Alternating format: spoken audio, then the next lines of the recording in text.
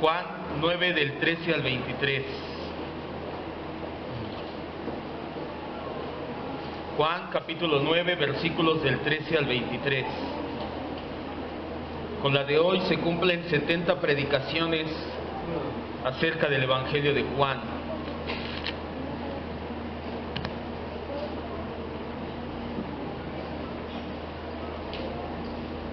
Sí, así me siento más cómodo con este ya.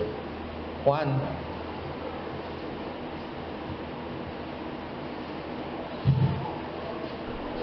...9 del 13 al 23. Antes de empezar, quiero aclararle dos cosas. No estoy enojado y los amo mucho. De verdad. Porque conforme vayamos avanzando y lleguemos a la conclusión de esta enseñanza, muchos van a decir, el pastor venía enojado.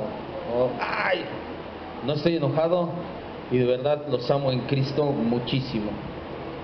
Juan 9 del 13 al 23, dice la Escritura: llevaron ante los fariseos al que había sido ciego, y era día de reposo, cuando Jesús había hecho el lodo y le había abierto los ojos. Volvieron pues a preguntarle también los fariseos cómo había recibido la vista, y él les dijo: me puso lodo en los ojos, me lavé y veo. Entonces algunos de los fariseos decían: ese hombre no procede de Dios, porque no guarda el día de reposo. Otros decían: ¿cómo puede un hombre pecador hacer estas señales? Y había disensión entre ellos. Entonces volvieron a decirle al ciego: ¿qué dices tú del que te abrió los ojos? Y él dijo que es profeta. Pero los judíos no creían en él, que él había sido ciego y que había recibido la vista, hasta que llamaron a los padres del que había recibido la vista y les preguntaron diciendo: ¿este es su hijo, el que ustedes dicen que nació ciego? ¿Es este su hijo, el que ustedes dicen que nació ciego? ¿Cómo pues? Ve ahora. Sus padres respondieron y dijeron: sabemos que este es nuestro hijo, sabemos que nació ciego, pero cómo ve ahora, no lo sabemos, o quién le haya abierto los ojos, nosotros tampoco lo sabemos. Edad tiene, ya es grandecito, ya tiene la mayoría de edad. Pregúntenle a él hablará por sí mismo. Esto dijeron sus padres porque tenían miedo de los judíos, porque los judíos ya habían acordado que si alguno confesara que Jesús era el Mesías, fuera expulsado de la sinagoga. Por eso sus padres dijeron: ¿qué edad tiene? Pregúntenle a él. Quiero que cierre sus ojos y vamos a orar. Vamos a decirle al Señor que le agradecemos que nuevamente nos permita escudriñar su palabra. Le agradecemos que nuevamente nos tenga en su casa escuchando sana doctrina. Y como lo hemos entendido apenas hace un par de semanas, Señor, no queremos ser como los discípulos, o como al principio fueron, que la doctrina no había bajado a su corazón. Así nosotros, Señor, la doctrina anhelamos que baje a nuestro corazón, que la exhortación que estamos por recibir, la consolación, la edificación que estamos por recibir, sea para que reflejemos a Cristo, mi Dios. Para eso nos formaste, para eso estamos diseñados. Ese fue el propósito por el cual predestinaste todas nuestras vidas, para ser como Cristo en el carácter. Hoy, Señor, te damos gracias porque tu palabra nos lleva a cumplir ese cometido un poco más. En el nombre de Jesús decimos amén. Cuando el Señor Jesús, de manera milagrosa, abrió los ojos de un hombre que había sido ciego de nacimiento, de inmediato se dieron las reacciones. Ya vimos, empezamos hace 2 semanas cuando vimos el que en Cristo no hay maldiciones, y cuando vimos la semana pasada la verdadera maldición de esta generación. Cuando el Señor abre los ojos de un ciego de nacimiento, de inmediato se dieron reacciones por un hecho de tal magnitud. No fue poca cosa que una persona que nació siendo ciega de un momento a otro puede ver completamente. Esto originó que hubiera muchas reacciones. Los primeros en reaccionar fueron los vecinos y las personas cercanas al ciego. Pensaban que tal vez lo estaban confundiendo, pero este hombre de inmediato aclaró a todos que en efecto era él el que se sentaba a pedir limosna. Pero al que llamaban Jesús, después de que untó lodo en sus ojos y lo mandó al estanque de Siloé a lavarse, en ese momento, dice el ciego, pude ver nuevamente. La verdadera maldición de esta y de cualquier generación No son las falsas enseñanzas de que los hijos deben de pagar por los pecados de los padres. Es que la maldición generacional, ya lo vimos hace 2 semanas, esa no es la maldición de una generación. La verdadera maldición de las generaciones es dar una respuesta como la que dio el ciego cuando le preguntaron: ¿dónde está Jesús? El ciego respondió: no lo sé. No sé, me acaba de abrir los ojos, acaba de hacer el milagro de milagros y no sé dónde está ese que acaba de hacer ese gran acontecimiento. Fue su respuesta: no lo sé. Tan cerca y al mismo tiempo tan lejos de Cristo. No hay nada más lamentable, más triste y más angustioso que ser un ciego espiritual que no alcanzas a ver la gracia derramada en Cristo. Vivimos en una época de ceguera espiritual tremenda, en una época en la que se dice que el cristianismo está alcanzando las naciones. Eso no es cristianismo, eso es pragmatismo y si acaso algo de catolicismo, pero el cristianismo bíblico no está alcanzando las naciones. De hecho, las naciones históricamente cristianas como Alemania, como Holanda, como Suiza, está bajando su nivel de cristianismo. ¿Sabe qué va a pasar en unos años? Que Dios mediante algunos de aquí vamos a tener que ir a Suiza a predicar el evangelio, porque en Suiza, la cuna de Calvino y del calvinismo, la gente ya no cree en Dios. Entonces eso no es cierto, no es de que el cristianismo esté avanzando, es una sarta de mentiras, y lo vimos también hace poco en el tema del reino de Dios en el discipulado. No es verdad. Vivimos en una generación de maldición, donde la gente está tan cerca y al mismo tiempo tan lejos de Jesucristo como este ciego. Lo siguiente que nos cuenta el apóstol Juan es la segunda reacción, ya no de los vecinos, tampoco siquiera de los discípulos, sino de los fariseos. Lo podemos ver en los siguientes 2 versículos, versículos 13 y 14, dice la Escritura: llevaron ante los fariseos al que había sido ciego, y era día de reposo cuando Jesús había hecho el lodo y le habían abierto los ojos. ¿Podríamos esperar que un milagro tan sensacional de parte de nuestro Señor Jesucristo hubiera silenciado y avergonzado a todos los que se oponían a Él? Pero no fue así.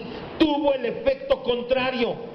En vez de recibirle como el gran profeta que fue prometido en Deuteronomio 18 por Moisés, le sometieron a juicio como si fuera un criminal. La gente, los fariseos, en lugar de decir vaya, y esto lo vamos a ver más adelante cuando hablemos de la resurrección de Cristo, faltan algunos meses, años tal vez para el paso que vamos, no llevamos ninguna prisa.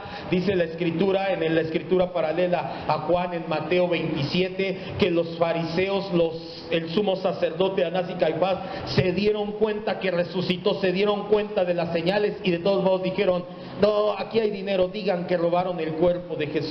Las señales no son el evangelio, porque estos hombres vieron las señales y no creyeron en Jesucristo. Al contrario, le sometieron a juicio como si fuera un criminal. Hay quienes piensan que los que llevaron a este hombre que había sido ciego a los fariseos lo hicieron con buenas intenciones. Ven, vamos, para que los fariseos vean que Jesús es el Mesías, para que los fariseos y el concilio vean que Jesús es el Cristo que nos va a liberar. Ahora tenemos pruebas suficientes para que vean que vienes de parte de Dios.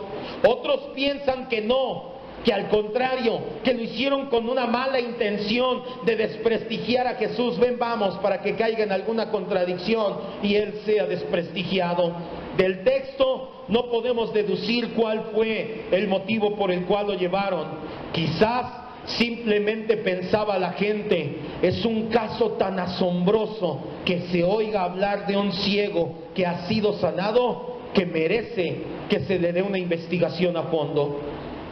Lo que en verdad es relevante para nuestra enseñanza del día de hoy es con quiénes fue presentado el ciego. Pues con los fariseos, pastor, ahí dice. No, más específicamente hablando, ¿con quién fue presentado? Con los fariseos sí, pero con todo el Sanedrín, o solamente con unos representantes, con lo que es conocido como el Gran Sanedrín, o con lo que era conocido como un Sanedrín menor. Para comenzar y quitar esa cara de voy a explicarle qué es Sanedrín, porque muchos dicen, ¿Sane qué? ¿Sane cuál? El Sanedrín viene del griego sinedrión, significa consejo o tribunal. Es el nombre que le dieron al concilio de 71 ancianos, que eran la corte de la suprema ley judía. Este Sanedrín tenía la misión de administrar justicia. ¿Cómo? Interpretando y aplicando la Torá, escrita y oral. Los hebreos tenían dos Torás, o vaya, la Torá y la Mishnah. La Torá, la ley escrita; la Mishnah, la ley oral. Y estos se basan desde Génesis. ¿Qué le dijo Dios a Adán? No comas ¿de qué? De ese árbol. ¿Y qué le dijo Adán a Eva? No lo comas, ni lo toques, ni lo veas. Una ley escrita y otra ley oral. El Sanedrín se dedicaba a interpretar y aplicar la ley escrita y la ley oral. Al mismo tiempo, el Sanedrín representaba al pueblo judío ante los romanos. Tradicionalmente, el Sanedrín se formó por los 70 ancianos que ayudaban a Moisés. Vaya conmigo a Números 11. Deje de ahí su separador y vaya a Números 11. Esto no fue algo que se les ocurrió a ellos, esto es algo que viene desde el Pentateuco. En Números 11, 16 y 17 y Números 11, 24, vemos que el Sanedrín, el concilio, el tribunal de ancianos, está o tiene su base en Moisés. Números 11. Y nos dan una muy buena base para nosotros como iglesia en la pluralidad pastoral. Este pasaje, con el pasaje de Éxodo, que es Éxodo 15, 16, cuando le dice Madián, vas a desfallecer tú y todo el pueblo, y con el pasaje de Hechos 6, nos hablan que la pluralidad pastoral es necesaria en una iglesia sana. Números 11, 16 dice la Biblia: entonces Jehová dijo a Moisés, reúne, ¿cuántos varones? 70 varones de los ancianos de Israel, que tú sabes que son ancianos del pueblo y que son príncipes, y tráelos a la puerta del tabernáculo de reunión y esperen allí contigo.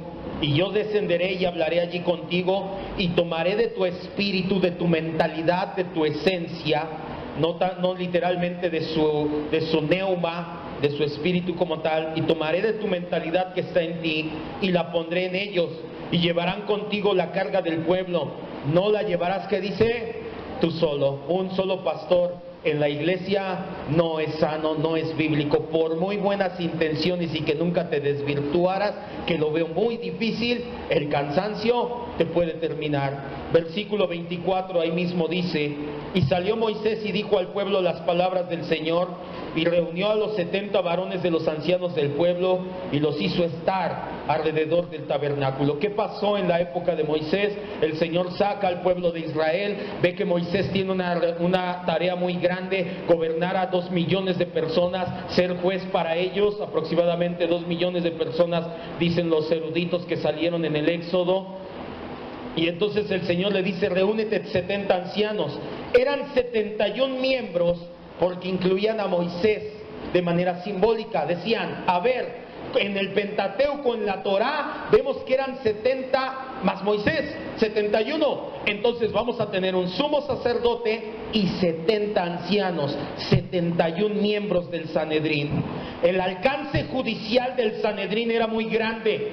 Tenían poder para condenar con la expulsión de la sinagoga. ¿Qué es la sinagoga? Si se acuerdan, es la congregación, el paralelo de congregación, porque así como en nosotros le decía, los católicos romanos están llamados a reunirse, no sé si en la catedral o en la basílica, pero vaya, tienen su punto más alto. Así también los judíos estaban llamados a reunirse en el templo de Jerusalén, pero como no se podía hacer todos los días, se reunían, se congregaban en sinagogas aparte. Eso era la sinagoga, la congregación. El Sanedrín tenía el poder para expulsar de la congregación, y tenía el poder, llegaba a tal, hasta de sentenciar a muerte. ¿Sabes qué? Eres digno de muerte, tienes que morir. Pero para el tiempo en que el gobernador de Judea era Poncio Pilato, vaya, en el tiempo de Jesús, podían condenar a muerte, pero no podían ejecutar la sentencia. Por eso es que el Señor Jesús no murió lapidado a pedradas. Él lo mataron, o la muerte romana era la crucifixión. Una vez más recordemos, esto es la soberanía de Dios en acción para cumplir el plan redentivo. Gálatas 3:13. Si el Sanedrín hubiera tenido el poder que había tenido años antes, siglos antes, el Sanedrín hubiera condenado a muerte a Jesús. Gálatas 3:13. Y en ese momento hubieran tomado piedras y hubieran matado a Jesús. Pero como no tenían el poder para ejecutar válidamente una sentencia de muerte, ¿a dónde lo llevaron?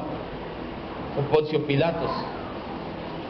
Pues no la he leído, pero sí ya vi la Pasión de Cristo. ¿Es ese que se lava las manos? Sí, ese es el que se lava las manos. ¿Por qué es importante esto? Porque la Biblia dice en el libro de Deuteronomio que es maldito todo aquel que es colgado de un madero. Jesús tenía que morir colgado de un madero para llevar nuestra maldición llamada pecado sobre de él. Si él hubiera muerto a pedradas, no se cumple el plan redentivo de Dios.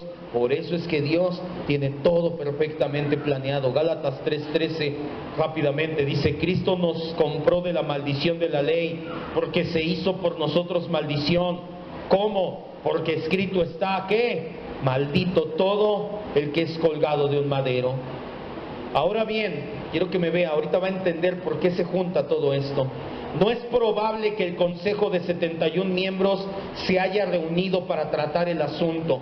No creemos que hayan sido todo el gran Sanedrín, se le conocía. Es un detalle muy importante como para que Juan no lo haya escrito. Y lo llevaron ante el gran Sanedrín. Era un detalle muy importante para que Juan lo haya dejado pasar por alto.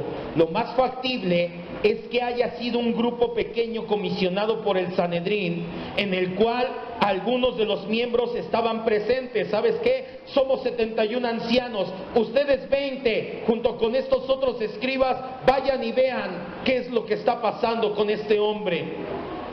Estos hombres que representaban al Sanedrín se les conocía como Sanedrín menor, a diferencia de que cuando se juntaban los 71 ancianos era el gran Sanedrín, pero el Sanedrín menor tenía la misma autoridad que el gran Sanedrín. Si el Sanedrín menor decía tiene que morir, podían condenarlo a muerte. Tiene que ser expulsado, podían expulsarlo en ese momento.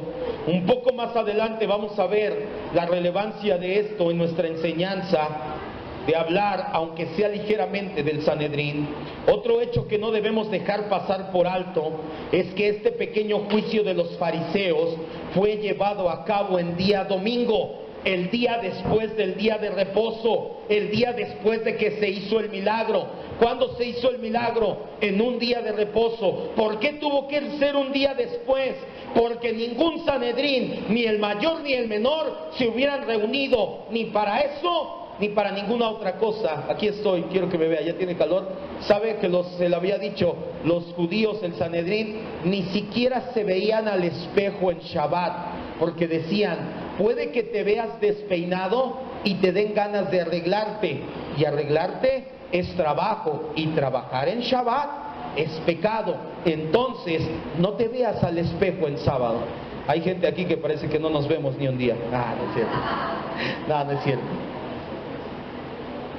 Ya hemos hablado muchas veces de la importancia tan absurda que le daban los fariseos al día de reposo. No entendían el verdadero significado espiritual del día de reposo. Se fueron de un extremo de despreciarlo y hacer comercio el día de reposo al otro extremo, a casi idolatrar el día de reposo. El razonamiento lógico de los fariseos era el siguiente: Jesús tal vez hizo un milagro, pero lo hizo en día de reposo. Si rompió el día de reposo, es un pecador. Dios no le permitiría a un pecador hacer milagros. Entonces, ¿sabes qué? No hay milagro. Entonces vamos a tener que investigar qué está pasando aquí y vamos a desenmascarar a este impostor. Esto lo podemos concluir de los versículos siguientes. Vaya, regrese nuevamente a Juan 9:15.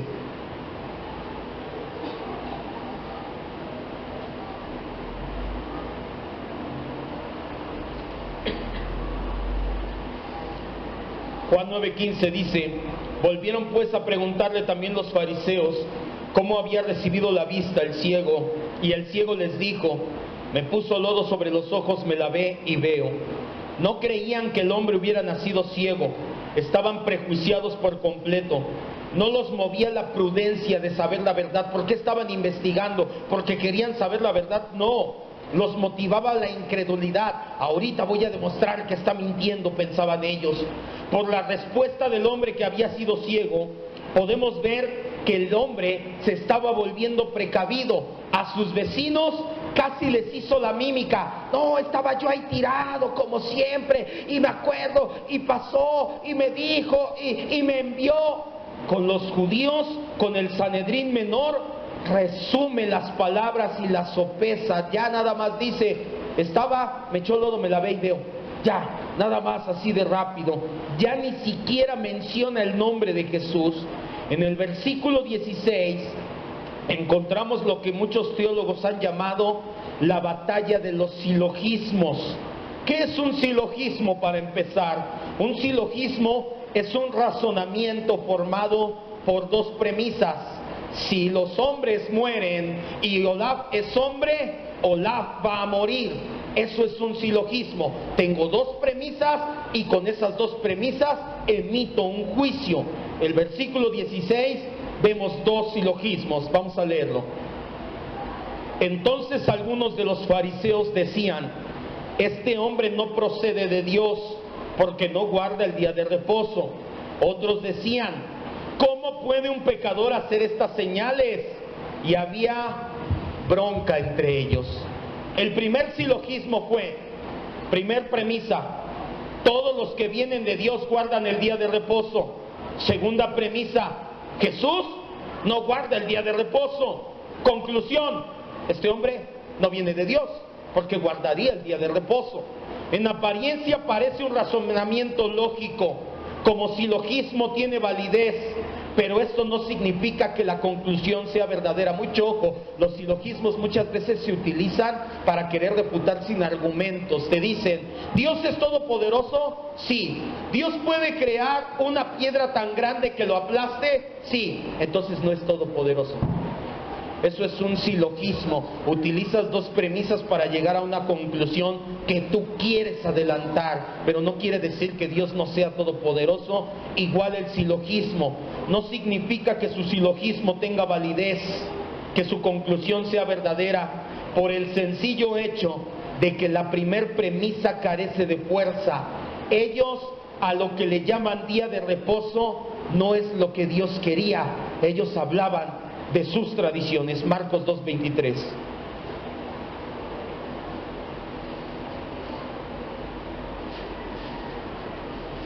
Es que todo el que guarda todos los que vienen de Dios guardan el día de reposo. Pero ¿qué entiendes tú por guardar el día de reposo? Hacer lo que yo digo que hagas. O sea, nada. Ellos querían imponer sus tradiciones y en ningún momento hablaban del día de reposo como el Señor hablaba. Marcos 2:23. Aconteció que al pasar Jesús por los sembradíos en un día de reposo, sus discípulos andaban con él y comenzaron a arrancar espigas. Ya el fruto estaba listo para comerse. Entonces los fariseos le dijeron: mira, ¿por qué hacen en días de reposo lo que no es lícito? ¿Dónde dice que no es lícito comer el día de reposo? ¿Eso era algo bíblico? No, únicamente estaban poniendo sus tradiciones. Jesús les dijo: ¿nunca leyeron lo que hizo David cuando tuvo necesidad y sintió hambre? Y los que estaban con él también sintieron hambre. ¿Cómo entraron en la casa de Dios, siendo Abiatar sumo sacerdote, y comieron los panes de la proposición, de los cuales no está permitido comer sino solamente a los sacerdotes, y aún así dio a los que estaban con él? También así les dijo: El día de reposo fue hecho por causa del hombre y no el hombre por causa del día de reposo. Por tanto, Jesucristo es Señor también del día de reposo. Ellos no entendían el día de reposo. El segundo silogismo el primer silogismo tenía detractores y lanzaron un segundo silogismo. Estos decían: solo los que son de Dios, que no son pecadores, pueden dar esta señal. Este hombre Jesús ha dado vista a un ciego. Conclusión: este hombre entonces no es pecador. Aunque su conclusión de ellos sí es correcta, el segundo silogismo no tiene validez porque las premisas están formuladas en forma de pregunta y en lógica eso los descarta. Aquí en México decimos: ¿me estás diciendo o me estás preguntando? ¿Sí le han escuchado, le han dicho así alguna vez? Es porque tu argumento no tiene validez. ¿Me estás diciendo o me estás preguntando? Ya perdió validez lógica tu argumento al hacerlo en forma de pregunta. Podemos darnos cuenta una vez más que la sabiduría del hombre no se compara con la sabiduría de Dios. Isaías 55, 8 y 9.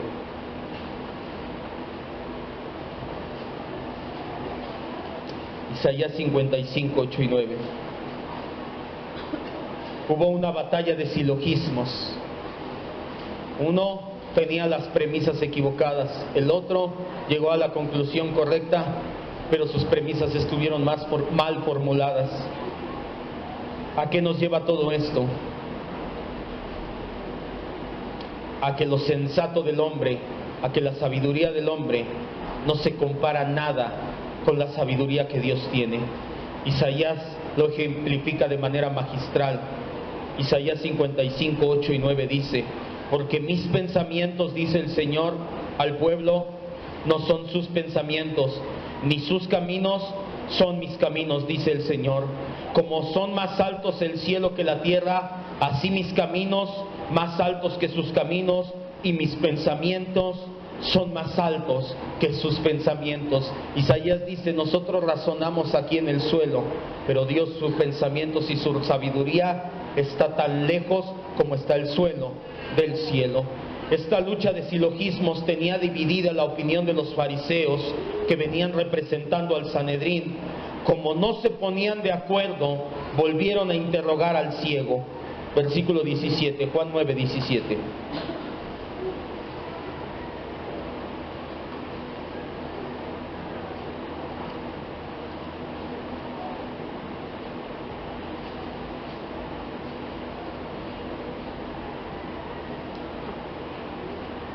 Entonces volvieron a decirle al ciego: ¿qué dices tú del que te abrió los ojos?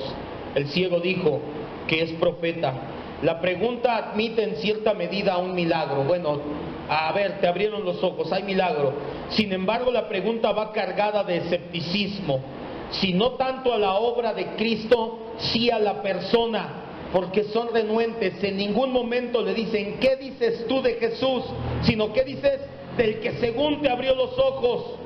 El hombre que había sido ciego responde valientemente y sin titubear: es profeta. A diferencia de la última vez que le preguntaron por Jesús y respondió que no sabía dónde estaba, ahora al menos este hombre ya va progresando, dando a entender que Jesús era alguien con un respaldo, y que se tenía un respaldo tan grande por Dios en su vida, como mínimo era un profeta enviado por Dios. Es probable que esta pregunta haya sido hecha por aquellos que apoyaban el segundo silogismo de que no era pecador Jesús, y que los que se inclinaban al primer silogismo, o sea que Jesús sí es pecador, hayan sido mayoría en el pequeño concilio. Lo vemos en los versículos 18 y 19. Pero los judíos no creían que había sido ciego. ¿Cuáles judíos? La mitad del concilio, la mayoría del concilio, que creían que Jesús era pecador. No creían que este hombre era ciego y que había recibido la vista, hasta que llamaron a los padres del que había recibido la vista y le preguntaron diciendo: ¿es este su hijo? ¿Qué dicen de él ustedes, que nació ciego? ¿Cómo puede ver ahora?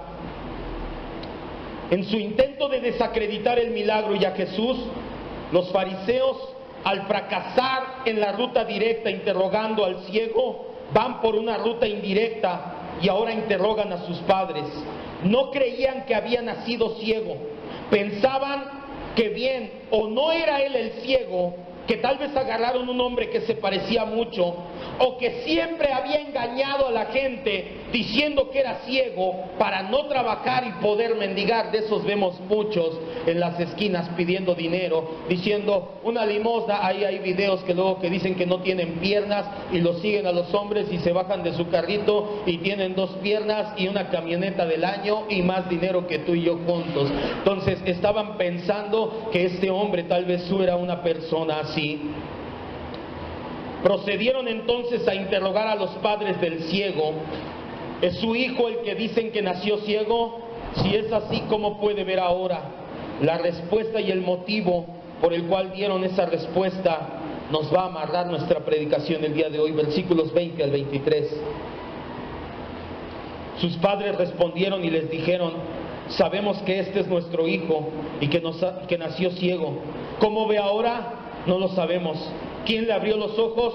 Tampoco lo sabemos. Ya tiene edad suficiente, pregúntenle a él. Él les va a hablar por sí mismo. Esto dijeron sus padres porque tenían miedo del Sanedrín de los judíos. Porque los judíos en el concilio ya habían tomado una decisión, que si alguna persona de la congregación, llámese sinagoga, confesaba que Jesús era el Mesías, iba a ser expulsado de la sinagoga.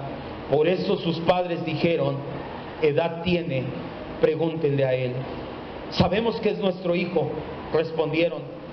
Con ello declaran abiertamente que lo identifican. Nació ciego, dijeron, afirmando que sí es él el que recibió la vista, que no es un embustero o un farsante. ¿Cómo ve ahora?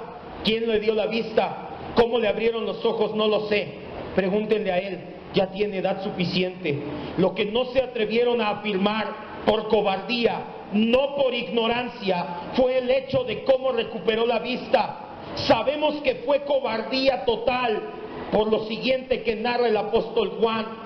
Esto decían por miedo a ser expulsados de la sinagoga. No fue ignorancia. Pastor, pero ¿qué tal si no sabían que era su hijo, que era Jesús el que lo había sanado? Por supuesto que sí, lo había sanado un día antes. Ya todos los vecinos sabían que lo había sanado. Si a ti tú recibes un milagro en tu vida, ¿a quién se lo cuentas primero? Si de repente ahorita, ¿cuántos, cuando fue hace 8 días, hace 15 días, cuántos quieren cuenta llena en el banco? Lo tomo. Y llegas a tu casa y ves la cuenta llena, ¿qué es lo primero que haces? Lo subes a Facebook. Bueno, lo segundo, ¿se lo cuentas a quién? A tu familia. Entonces, este hombre, estas personas, no es que hayan sido ignorantes, no es que no sabíamos qué pasó. Ya este hombre había tenido todo un día para ir a contárselo a su familia. Sus padres rehuían a dar una respuesta directa por miedo.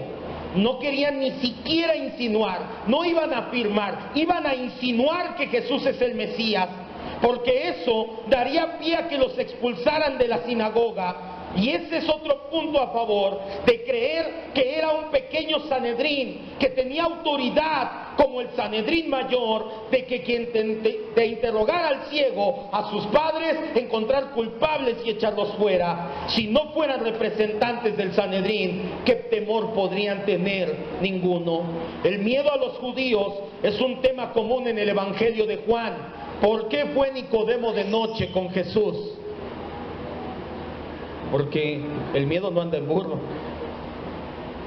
¿Por qué en el capítulo 7, en la fiesta de los tabernáculos, se murmuraba de Jesús pero no se hablaba abiertamente? Porque tenían miedo de los judíos. El miedo al Sanedrín es un tema recurrente en el Evangelio de Juan. No es el tema del día de hoy, pero no está de más recordar que si nosotros llegamos a estar en una situación parecida, entre tener que elegir en nuestra fe en el Señor Jesucristo y elegir entre que haya consecuencias en nuestra vida, al igual que los 3 jóvenes en el horno de fuego, que nuestra respuesta sea siempre que no te vas a arrodillar ante la estatua del rey, antes preferir las consecuencias a ser echados, aunque éstas sean ser echado en un horno de fuego. Podemos entender entonces, las hostiles autoridades judías habían decidido, aún ya de antemano, y aún antes de condenar a muerte a Jesús, que cualquiera de sus seguidores que reconociera a Jesús como Mesías iba a ser expulsado de la sinagoga. Había dos tipos de expulsión en la sinagoga: la expulsión menor, 30, 60 o 90 días. La expulsión mayor, definitivamente no vuelves a entrar a nuestra sinagoga.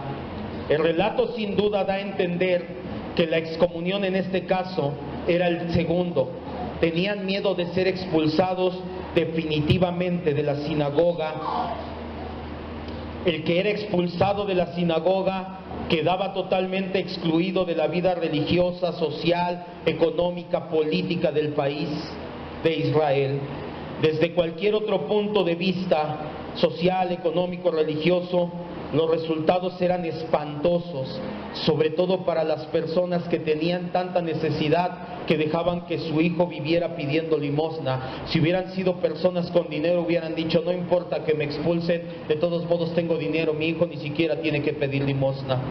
Ahora entendemos por qué Juan escribió en el versículo 23, sus padres dijeron: edad tiene, pregúntale a él, porque ser expulsado de la sinagoga era una situación tremenda, sobre todo para la gente pobre en Israel.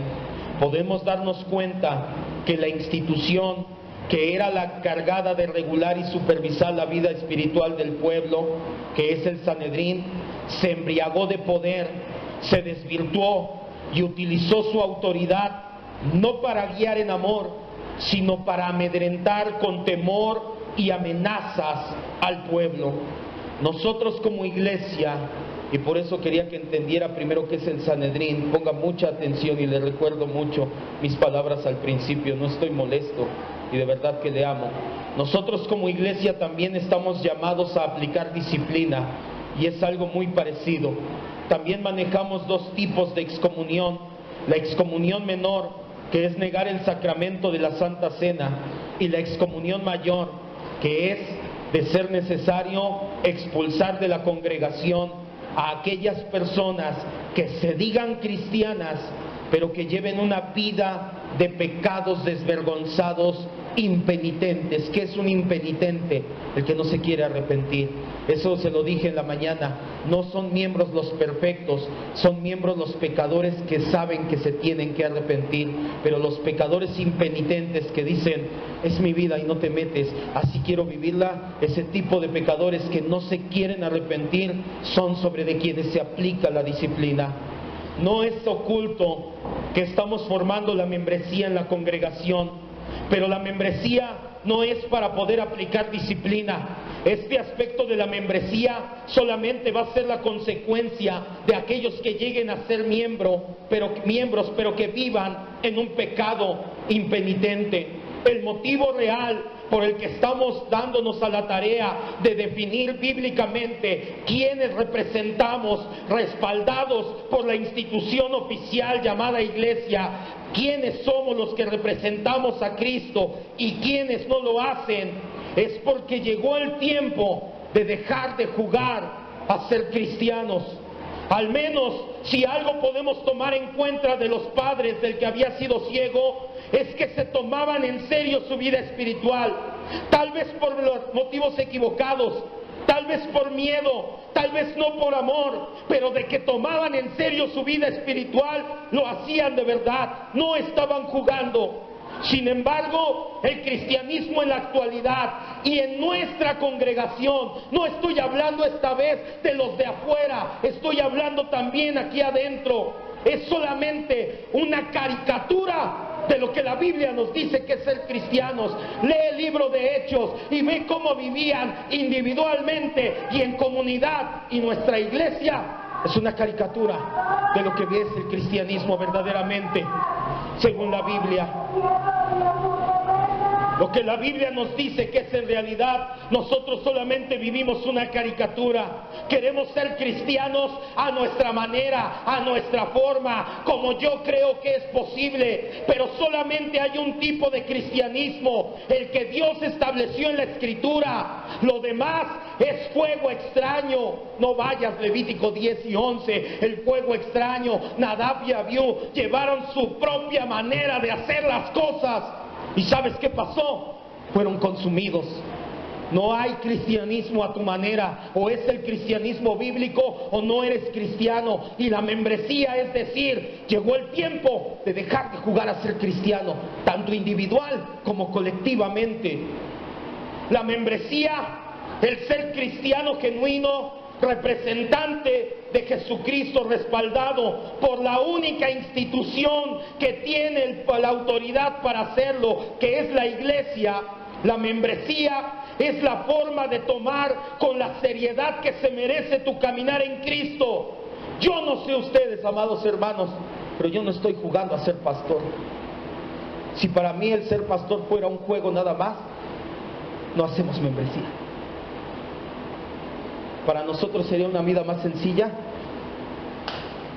Venga, vamos a hacer como que somos cristianos, vamos a vivir nuestras vidas como queramos y allá al final el Señor que juzgue. Yo no sé usted, pero yo no estoy jugando a ser pastor, ni estoy jugando a la iglesita, ni estoy jugando a ser cristiano. Si quisiera que esto fuera un juego, si no fuera y no supiera la importancia que tiene, créame, no me hubiera salido del pentecostalismo. Allí siquiera ganaba más dinero. Pero mi corazón no está ni en el dinero ni en el juego. Mi corazón está en Cristo y hacer las cosas correctamente. Llegó el tiempo de jugar a ser cristianos. Llegó el tiempo de dejar de jugar a ser cristianos y dejar de jugar a la iglesita.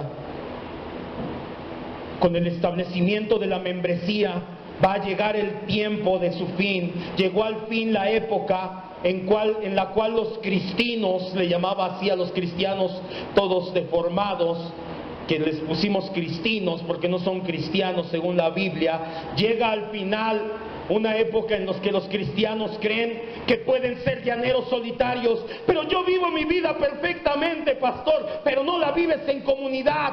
No sirve de nada. El movimiento de monasterios monásticos en el siglo III hicieron lo mismo. Me separo y vivo perfectamente. ¿Y cuándo vas a ser luminaria del mundo? Lo vimos en la mañana. Llegó el tiempo en que dejas tu cristianismo cómodo de llanero solitario y te unes a una congregación. Llegó el tiempo en que se acaba de que haces lo que tú quieres. Llegó el tiempo en que se acaba que no puede haber gente que te exija cuentas. A mí nadie me va a exigir cuentas de mi vida. ¿No eres cristiano? El apóstol Pablo rendía cuentas. Jesucristo se sometía y rendía cuentas al Padre. ¿Quién crees que eres tú para no sujetarte y rendir cuentas unos a otros? Yo mismo rindo cuentas delante de la congregación. Si lo que predico no es bíblico, si mi vida no está sujeta a la ley de Dios y estoy en pecado desvergonzado, la iglesia tiene la capacidad de decir: pastor, te bajas de tu cargo. Pues usted, pero yo no. Si de verdad quieres ser miembro, la membresía, es decir, se acabó el tiempo en que crees que no vas a rendir cuentas. Se acabó el tiempo en que crees que puedes seguir inmaduro toda tu vida. Llevo 15, 20, 10 años como cristiano. ¿Sí? ¿Qué predicas? ¿Qué sabes del evangelio? Nada. Se acabó ese tiempo, porque para ser miembro tienes que adherirte a una declaración de fe. Ya se acabó el tiempo en que crees que puedes ser un cristiano inmaduro toda tu vida. Se acabó el tiempo en que puedes vivir en pecado desvergonzado y creer que eres cristiano. Se acabó el tiempo en que crees que puedes vivir el cristianismo como te dé la gana. Se acabó el tiempo en que crees que no te tienes que sujetar a la iglesia. Se acabó el tiempo en que crees que no es necesario, que no es en serio tu vida cristiana. Se acabó el tiempo en el que crees que puedes ir y venir de iglesia en iglesia. Se acabó el tiempo en el que crees que puedes vivir aislado de los demás. Se acabó el tiempo en el que crees que puedes seguir siendo la concubina y no la esposa de Cristo. Eso es la membresía, que se acabó ese tiempo. Yo no sé ustedes, Y esta predicación la titulé No es un juego, pero yo no estoy jugando a ser cristiano y quiero que tú tampoco juegues a ser cristiano. De nada sirve la sana doctrina. Aquí algunos ya caminan con una cabezota, no están dejando que baje al corazón y de verdad decir: te voy a amar, te voy a amar, te voy a amar, voy a ser verdaderamente cristiano contigo y con los de afuera. Se acabó ese tiempo. Se acabó tiempo en que puedes jugar a ser cristiano. La advertencia de que habrá disciplina no es el motivo por el cual estás llamado a ser cristiano verdadero. Pues sí, como me van a aplicar disciplina, entonces ya le voy a echar ganas. Eso no es el motivo. Es lo mismo que aquellos que están felices de ser salvos solamente porque no van a ir al infierno. ¿Quieres conocer a Dios? No. ¿Para qué? Al menos no voy a ir al infierno. Es lo mismo. Pues me voy a portar bien para que no me disciplinen. Es la misma situación. ¿No lo estás entendiendo bien? El hecho de que va a haber disciplina es como el barandal en un barco que te guarda de caer por la borda. El barandal, más que una amenaza, es una protección a tu vida. Ha llegado el tiempo de dejar de creer que somos cristianos solo porque llevamos muchos años sumergidos en este tipo de cultura cristiana pragmática. Pero yo llevo 30 años de cristiano y no has dado fruto en nada. Mejor no digas que llevas tanto tiempo de cristiano. Lo que vivíamos solamente era cultura y pragmatismo cristiano. El cristianismo bíblico, estamos muy lejos de eso todavía. No crea que vengo de ojos vendados, no crea que yo digo: ay, la iglesia ya casi la hacemos. De hecho, todo lo contrario, porque sé que estamos inmaduros y muchos jugando a ser cristianos, es que estamos con la membresía para que caiga todo en su lugar y empiece a tomar en serio su vida espiritual. El propósito de la membresía es hacer de nosotros mejores cristianos, genuinos, dignos representantes del Evangelio.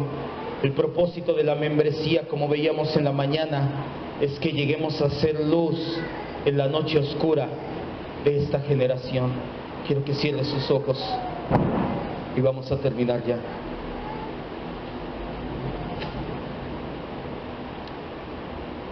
Empezamos ligero. Cuando hablamos de membresía, algunas veces hasta lo tomábamos a broma y ay, no te van a dar tu tarjetita como el SAMS y cosas así. La membresía es mucho más que eso. Los padres del ciego entendían perfectamente lo que es la importancia de una vida espiritual en comunidad. Tal vez lo hacían por miedo, pero lo entendían. Tú no lo hagas por miedo. Tú sé uno con Cristo y Cristo uno en ti, y eso te va a llevar a tomar en serio tu vida cristiana. Ya se acabó el tiempo en que crees que eres llanero solitario, en que crees que vives el cristianismo a tu manera, en que juegas a ser cristiano, en que no das cuenta. Se acabó el tiempo en que somos cristianos culturales. Eso es la membresía, el decir: vamos de verdad a ser un cristiano y una iglesia cristiana conforme a la Escritura.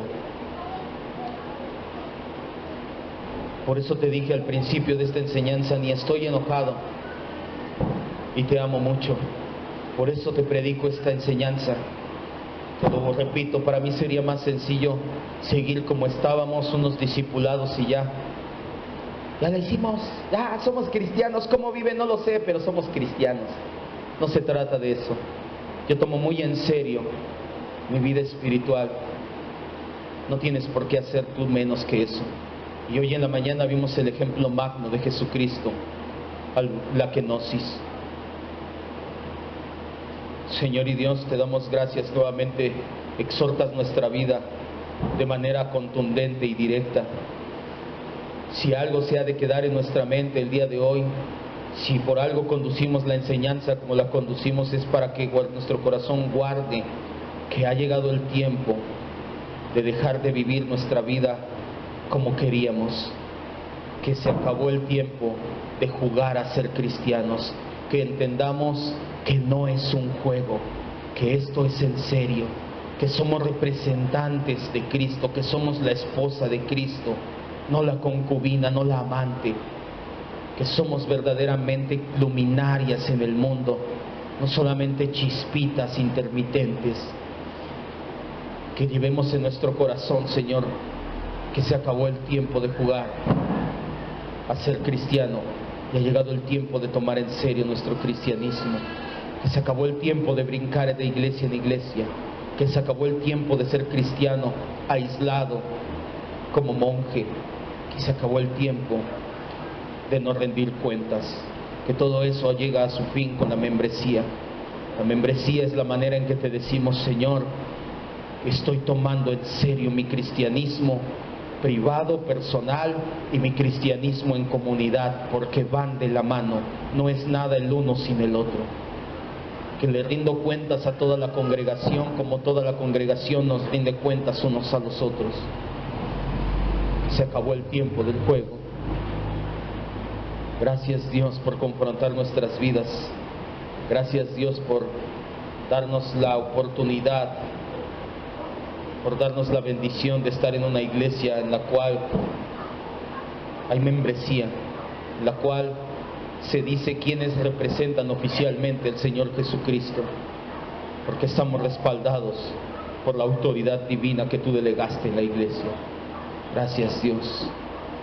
Gracias. Te ruego, Señor, que más que salir molestos, salgamos confrontados, exhortados, consolados, edificados.